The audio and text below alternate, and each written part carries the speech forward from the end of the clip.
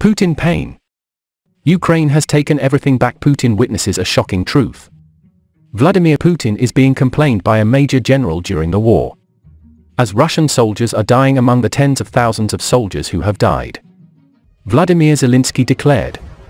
Ukrainian President Vladimir Zelensky and Vladimir Putin infiltrated the Russian military trying to invade all of Ukraine in an extensive interview with NBC. As the war in Ukraine was turning into a disaster, the death toll for both the Russians and the Ukrainian side continued to increase. Although exact casualty numbers are difficult to estimate, most reports suggest that Russian forces are suffering a higher death toll than Ukrainian forces. President Zelensky confirmed. The numbers on NBC say where we lost 1 tank, they lost 5 tanks. But you have to be fair and admit it, it's hard for us who are having to understand that it's not just us who lose. Russia is also losing. Where we lost 1 man, Russia lost 5. According to Ukrainian officials, 35,000 Russian soldiers have died since the outbreak of the war. The beginning of the war, while Ukraine had only 10,000 deaths, regrettable and full of pain. Senior advisor to the Ukrainian President Michael Opatolyak told the BBC that the number of Ukrainians dying on the front lines ranges from 100 to 200 a day. A truly horrifying number. While the exact death toll remains unknown, officials and reports have shown figures are higher in recent weeks. Ukrainian forces have been struggling to keep the line in the eastern Donbas area.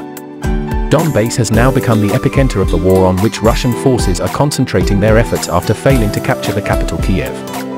The Russian military has failed to make significant advances in the region since it began fighting in 2014. President Putin later justified the attack by launching a conspiracy that claims the President Zelensky's neo-Nazi regime is killing Russian-backed separatists in the Donbas. President Zelensky dismissed the plot used by Putin's regime to justify attacks in the Donbas area. In 2014 and the whole of Ukraine at the end of February, they massacred Ukraine by saying that there were Nazis here. What the Nazis know is that my family is Jewish, I have Jewish blood, and my family was tortured by the Nazis during the World War. I talked about his hopes for a potential post-war Ukraine. Zelensky said Ukraine would come stronger and united after me, would have a unified Ukraine, one Chinese.